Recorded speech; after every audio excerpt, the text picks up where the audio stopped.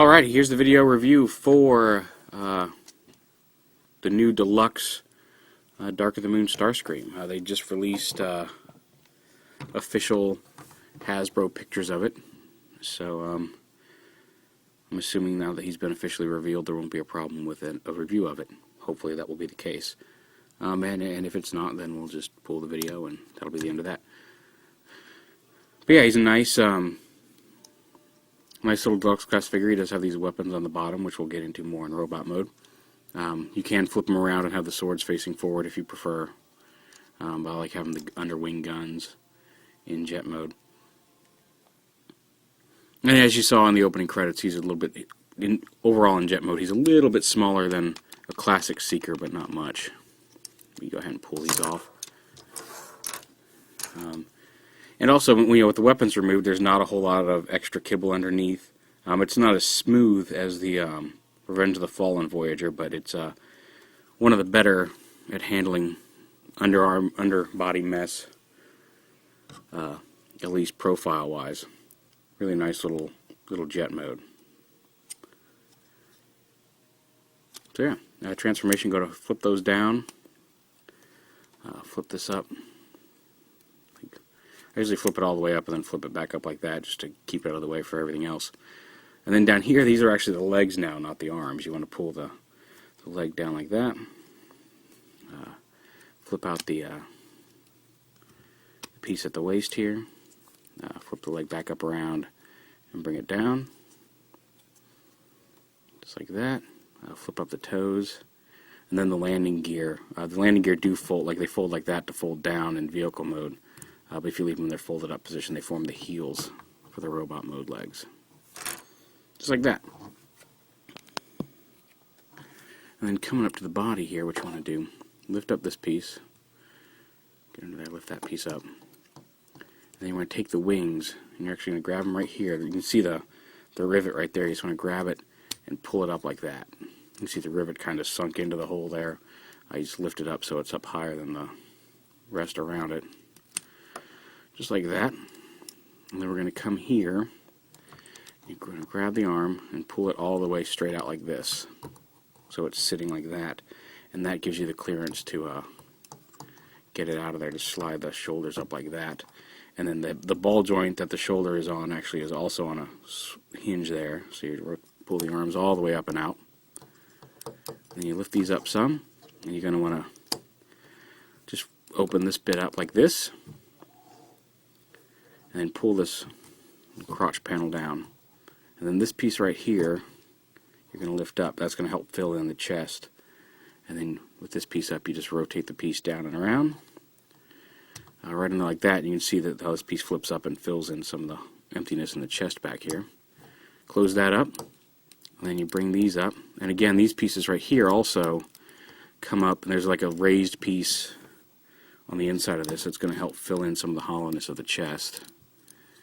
And then once that's up, you just bring this up, and there's a couple of tabs here on the wings that are going to peg into these shoulder panels. That, you can bring this panel up.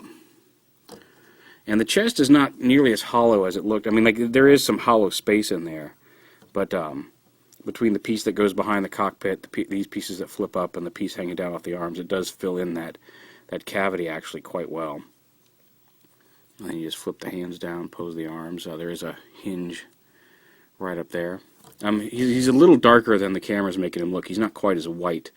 He's certainly not brown like some of the previous STARSCREAM figures has been. He is a nice gray with the tattoos all over. I mean, you can see his side profile is really nice, very much like the leader. I think they got an accurate side profile on him, transformation-wise, as the wings on the back. And obviously, the leader version of this figure is, I think, the definitive version of movie STARSCREAM. I think it gets a lot of stuff right, or at least a lot more right than it gets wrong. This one isn't perfect, but for the size class, it's actually a really nice representation of STARSCREAM. And also, if you really don't like those little hollow bits, you can unpeg these and fold these in up a little bit more and push them right up in there. The pegs won't fit in, but this piece stands up on its own, so you could have it not quite as obviously hollow, but it does make the chest a little wider, and I think it looks better just properly transformed up like this.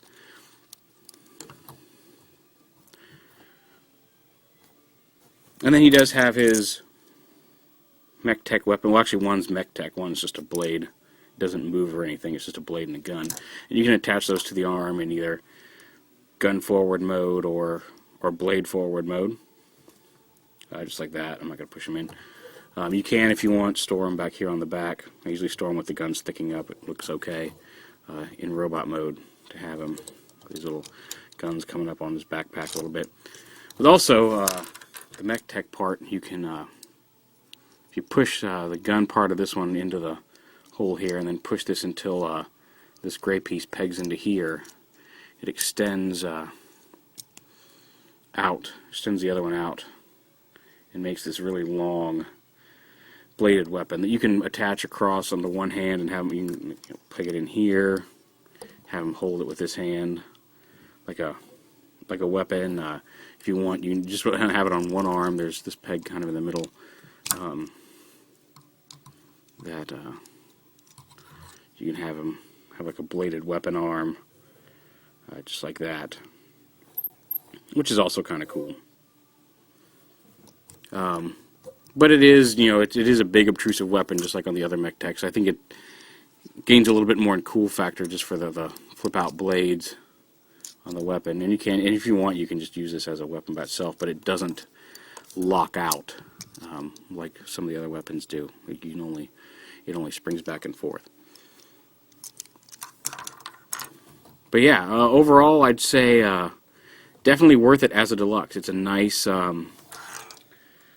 thing. Here he is again with a classic STARSCREAM. So roughly the same size. I don't know why my camera's shaking so much. There we go. A little bit taller at the head than classic STARSCREAM. But a really nice, like I said, a nice representation of the figure of the character at a deluxe class size point. The leader's nice. Like I said, the leader's probably the best version of STARSCREAM you're going to get.